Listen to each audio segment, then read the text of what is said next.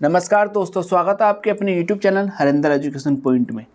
हम बात करते हैं अंकित सर की जो येलो बुक है वो स्टार्ट कर रखी है। आपको 1 बाय 1 क्लास मिलती जा रही है। उम्मीद करता हूँ आपकी तैयारी बढ़िया चल रही होगी और हमारे चैनल से जुड़े रहिए।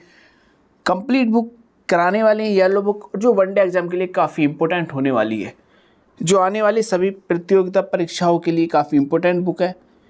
बात करते हैं, इससे पहले हमने आपको 5 वीडियो दे चुके हैं। आप प्लेलिस्ट में जाके आप वीडियो देख सकते हैं 1 बाय 1 और पूरी बुक कंप्लीट कराने वाले। उम्मीद करते हैं तैयारी बढ़िया चल रही होगी। और जो हमारे चैनल पर पहली बार आए वो चैनल को सब्सक्राइब कर ले और बराबर में बेल आइकन को क्लिक कर ले, जिससे आपको वीडियो को नोटिफिकेशन टाइम टू टाइम मिलता रहे। और डेली आपको 10 बजे हम वीडियो अपलोड कर देते हैं। यदि आपको नोटिफिकेशन में आए तो डेली 10 बजे आप चैनल पर विजिट करके देख सकते हैं। वीडियो आपको डेली करते रहिए और नोट जो मैं आपको बताता रहूँ मोस्ट पॉइंट वो लिखते रहिए, क्योंकि काफ़ी कारगर होने वाली बुक है। जो आपकी आने वाली पुलिस है, लगभग 37,000 जो आने वाली वैकेंसी है पुलिस की, उसके लिए काफ़ी इंपॉर्टेंट है। जीके के यूपी पुलिस में लगभग 37,000 क्वेश्चन आते हैं। वो ज़्यादा से ज़्यादा इस बुक से आने की संभावना है, क्योंकि काफ़ी बेस्ट बुक है ये। लूसेंट का निचोड़ है ये बुक। तो देखते हैं, कल हमने आपको जो टॉपिक पढ़ाया था, कल का टॉपिक था भारत की यवन राज्य, उसका थोड़ा डिस्कस देख लेते हैं। तो मैंने आपको बताया था जो भारत के यवन राज्य थे, मतलब भारत पर आक्रमण करने वाले विदेशी आक्रमण, मैंने कहा था आपको एक सीरीज याद रखनी है। सबसे पहले कौन आए थे? सबसे पहले आए थे हिंदू यूनानी। उसके बाद कौन आए थे? उसके बाद आए शक, उसके बाद पल्लव, उसके बाद कुषाण। ठीक है, ये सीरीज याद रखना। सबसे पहले हिंदू यूनानी, फिर उसके बाद शक आए थे, फिर पल्लव आए थे और फिर आए थे कुषाण। ठीक है, आगे देखते हैं। जो भारत पर सबसे पहले जो आक्रमण करा था उस शासक का नाम क्या था? उसका नाम था डेमेट्रियस, और वह आक्रमण उसने करा था 190 ईसा पूर्व में। ठीक है, उसने अपनी राजधानी साकल को बनाया था। बाकी इसका जो मोस्ट पॉइंट था कि भारत में सबसे पहले सिक्के किसने चलाए थे? तो हिंदू यूनानियों ने। ये याद रखने वाली बात थी। बाकी उसमें एक दो और था कि पर्दे का प्रचलन हिंदू यूनानियों ने कराया। बाकी शक आए। शक कहाँ से आए थे? ये आए थे आपके मध्य एशिया से। बाकी भारत में चारगाह की खोज के लिए आए। उम्मीद करता हूँ आपको जो अब तक की जो वीडियो रिवीजन बराबर करते रहिए, जिससे आपको डेली याद रहे। ठीक है, आगे देखते हैं आज के टॉपिक के बारे में। आज का हम टॉपिक पढ़ने वाले मगध राज्य का उदय, जिसमें 16 महाजनपद थे और सबसे शक्तिशाली राज्य की बात करें तो मगध ही उभर के आया। तो उसी के बारे में आज देखने वाले हैं। तो बने रहिए, फिर टाइम वेस्ट ना करते हुए करते हैं वीडियो को स्टार्ट। तो बात करते हैं मगध राज्य का उदय।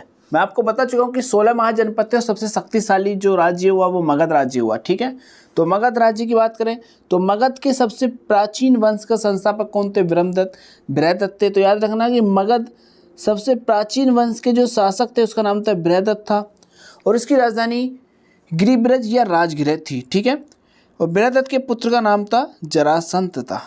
क्या नाम था? जरासंत। ठीक है, बात करते हैं हर्यक वंश। तो हर्यक वंश के संस्थापक बिंबिसार, एक बिंदुसार है, एक बिंबिसार है। तो याद रखना है दोनों अलग अलग है। बिंबिसार हर्यक वंश के संस्थापक है और बिंदुसार जो है वो चंद्रगुप्त मौर्य के उत्तराधिकारी थे।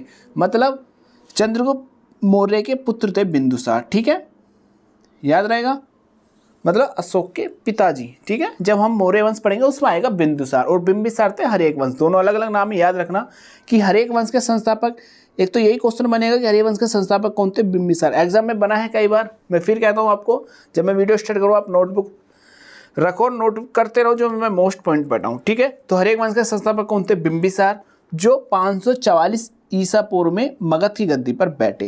क्वेश्चन बनेगा कि मगध की गद्दी पर सबसे पहले बैठने वाला वंश कौन सा था? तो हर्यक वंश। एक तो ये हो गया, नोट पॉइंट करके लिखते चलिए। और एक ये बनेगा कि हर्यक वंश के संस्थापक कौन थे? तो बिंबिसार। ठीक है, आगे देखते हैं। इसको श्रेणी के नाम से भी जाना जाता था। यह बौद्ध धर्म को मानता था। कौन? बिंबिसार। याद रहेगा, 3 क्वेश्चन यहाँ से बनेंगे। कौन कौन से? एक तो कि मगध की गद्दी पर सबसे पहले बैठने वाले वंश का नाम क्या था? हर्यक वंश। नोट करते चलिए। दूसरा ये बनेगा कि हर्यक वंश के जो संस्थापक थे वह कौन थे? बिंबिसार। आगे बनेगा कि बिंबिसार किस धर्म को मानता था? बौद्ध धर्म को। आगे देखते हैं नेक्स्ट।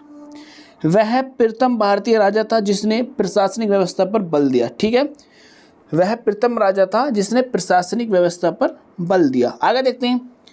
बिंबिसार ने बृहदत्त को हराकर अंग राज्यों को मगध राज्य में मिला दिया। ठीक है, कि बिंबिसार ने बृहदत्त को हराकर अंग राज्यों को मगध राज्य में मिला दिया।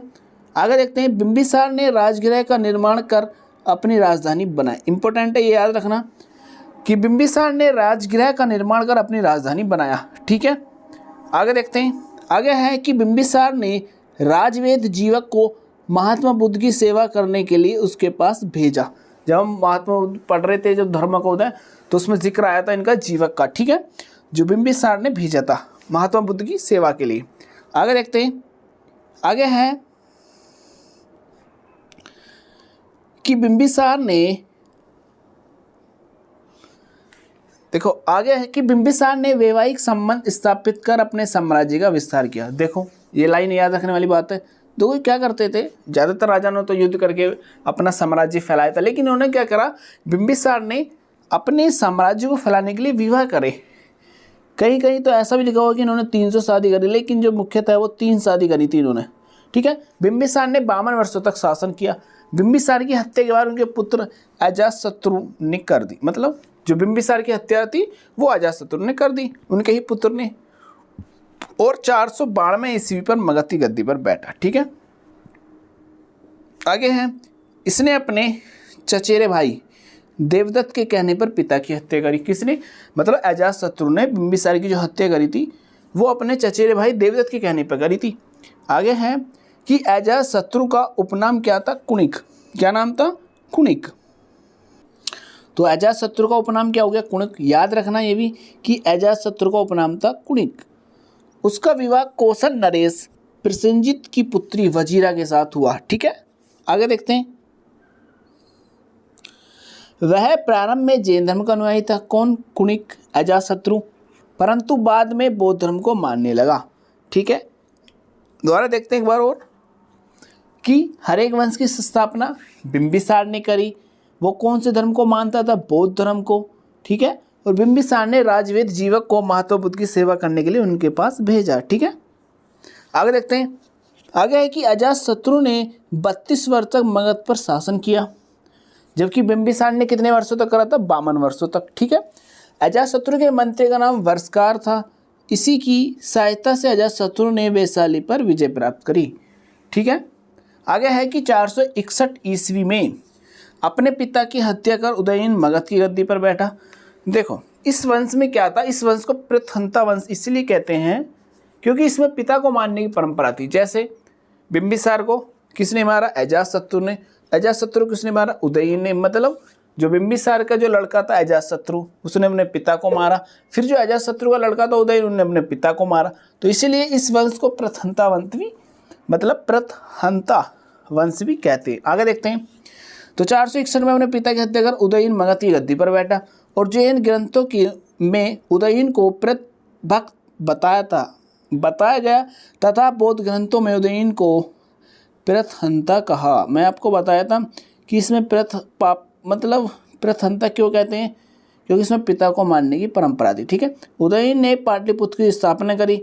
याद रखना वह जैन धर्म का अनुयायी था। क्वेश्चन बना है कि उदयन किस धर्म का अनुयायी था, तो जैन धर्म का। ठीक है, दोबारा देखते हैं, जो इनके हर एक, जो बिंबिसार था वो बौद्ध धर्म का था, अजातशत्रु वो जैन धर्म का था, और उदयन ये भी जैन धर्म का था। हर एक वंश का अंतिम शासक इंपॉर्टेंट है, उदयन का पुत्र नागदशक। ठीक है, आगे है कि नागदशक को उसके मंत्री शिशुनाग ने गद्दी को हटाकर, मतलब उसकी हत्या कर 412 ईस्वी में शिशुनाग वंश की स्थापना करी। इंपॉर्टेंट है कि हर एक वंश के बाद कौन सा वंश आया, तो शिशुनाग वंश। ठीक है, और नागदशक को उसके मंत्री शिशुनाग ने ही कर दी। देखो ये तो उसके नाम पे शिशुनाग और शिशुनाग वंश, तो इसमें तो कोई इतना वो भी नहीं है भाई। हर एक वंश में तो बिंबिसार ने उसकी स्थापना करी थी, हर एक वंश की, और शिशुनाग वंश की स्थापना शिशुनाग ने करी है। ठीक है, तो हर एक वंश के बाद कौन सा वंश है, नागवंश। ठीक है, शिशुनाग ने अपनी राजधानी पाटलिपुत्र से बदल के वैशाली को बनाया, और शिशुनाग ने अवंती राज्य को मगध में मिला लिया। आगे देखते हैं,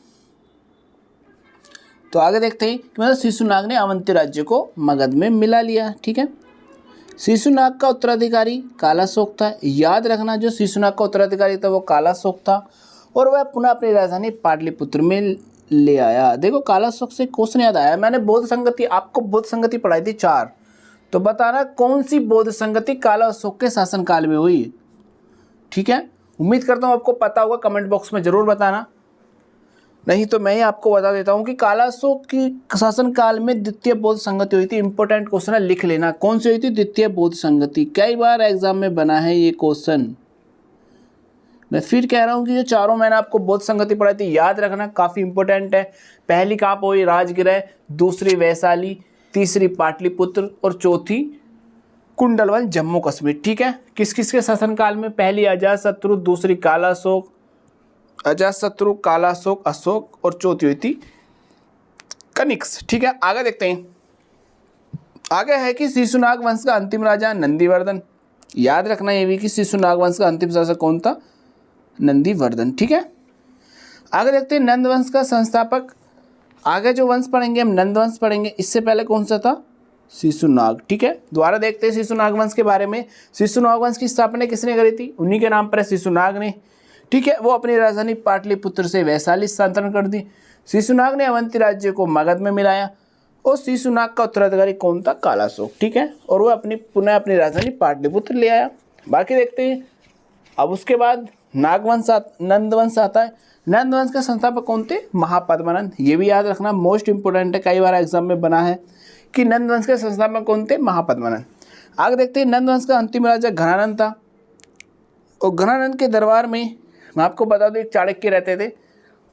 अब एक मैं स्टोरी आपको बता दूं, अब इस टाइम मतलब सिकंदर आक्रमण कर रहा था भारत पर। इसके बाद सिकंदर टॉपिक पढ़ेंगे। फिर घनानंद के दरबार में, घनानंद नशे में चूर रहता था, मतलब नशे में मदहोश रहता था। तो इसके दरबार में चाणक्य जाते हैं, कहते हैं कि ऐसे ऐसे भारत पर सिकंदर आक्रमण कर रहा है। लेकिन इस घनानंद चाणक्य की बात पे इतना गौर नहीं करते और वहाँ से उन्हें धक्का के बाहर निकाल देते। कहा जाता है कि जो चाणक्य की चुटिया बांधा करते थे, चुटिया खुल गई थी, तो फिर उन्होंने शपथ ली कि मैं जब तक तुझे नहीं हरा देता चैन नहीं लूँगा। तब उन्होंने, चाणक्य जा रहे थे ऐसे ही निकले हुए जंगल से, उन्हें चंद्रगुप्त मौर्य दिखे और चंद्रगुप्त मौर्य को उन्होंने राजा बनाने की ठान ली। फिर जब चंद्रगुप्त मौर्य का प्रधानमंत्री, जो मतलब प्रधानमंत्री थे चाणक्य, उनके कहने पर उन्होंने ऐसे उनके प्रधानमंत्री बने चाणक्य, उन्हें अपना चंद्रगुप्त मौर्य को उन्होंने ज्ञान दिया और चंद्रगुप्त मौर्य घनानंद को हराएंगे। अब आगे पढ़ेंगे आगे अभी। तो आगे देखते हैं कि नंदवंश के अंतिम शासक कौन थे, घनानंद थे। ठीक है, क्योंकि घनानंद को हराएंगे चंद्रगुप्त मौर्य, फिर मौर्य वंश की स्थापना होगी उसके बाद। तो नंद वंश सर्वाधिक धनी एवं राज्य विशाल सेना के लिए प्रसिद्ध था। जब चाणक्य पहुंचते, लेकिन ये मदहोश रहता, नशे में नहीं सुनता। आगे देखते हैं घनानंद सिकंदर के समकालीन था और उसको चंद्रगुप्त मौर्य ने युद्ध में पराजित कर दिया। ठीक है, मतलब जो घनानंद को चंद्रगुप्त मौर्य ने हरा दिया, मैं आपको बता रहा था अभी। उसके बाद मगध पर मौर्य वंश की स्थापना हुई। मौर्य साम्राज्य से पहले सिकंदर के बारे में थोड़ा पढ़ लेते हैं, देखते हैं आगे। बात करते हैं सिकंदर। देखो सिकंदर से कई क्वेश्चन बनते हैं, इंपॉर्टेंट है।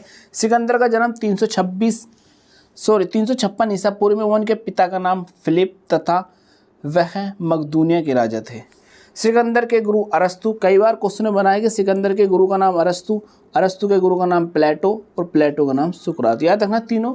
सिकंदर के गुरु कौन है, अरस्तु, अरस्तु के प्लेटो, प्लेटो के सुकरात। तीनों क्रम से याद रखना। कई बार क्वेश्चन बनाए कि सिकंदर के गुरु का नाम क्या था, अरस्तु। ठीक है, आगे देखते हैं। सिकंदर ने भारत पर 326 ईसा पूर्व, इंपोर्टेंट है ये, आक्रमण किया।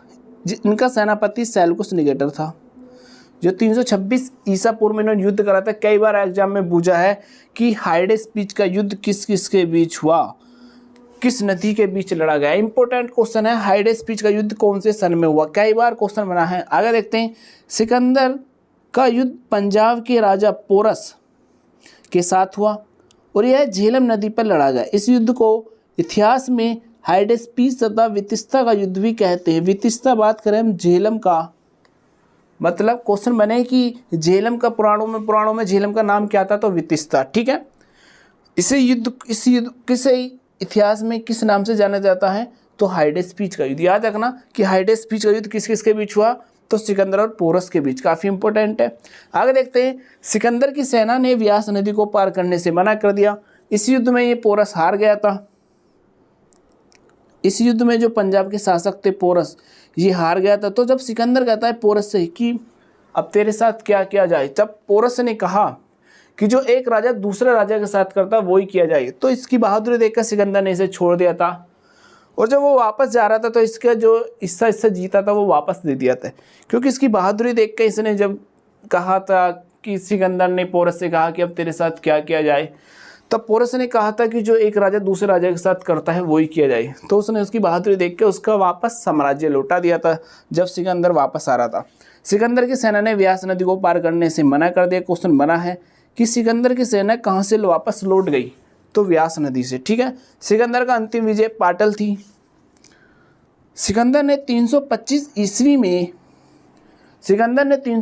ईसा पूर्व में भारत से लौटा और वह भारतीय दार्शनिक कालानास को अपने साथ ले गया। सिकंदर की मृत्यु 323 ईसा पूर्व में 33 वर्ष की अवस्था में हो गई। इसके जल सेनापति का नाम नियारकस था और इसके घोड़े का नाम बुकाफेल्स था। इसी नदी के पास इसके घोड़े का नाम क्या था, बुकाफेल्स, और इसी के नाम पर सिकंदर ने झेलम नदी के किनारे एक नगर बसाया। ठीक है, याद रहेगा। दोबारा देखते हैं। सिकंदर का जन्म 356 ईसा पूर्व में। उनके पिता का नाम फिलिप था, वो मकदूनिया का राजा था। उनके गुरु का नाम सिकंदर के गुरु का नाम अरस्तु के गुरु का नाम प्लेटो और प्लेटो के गुरु का नाम सुकरात, याद रखना।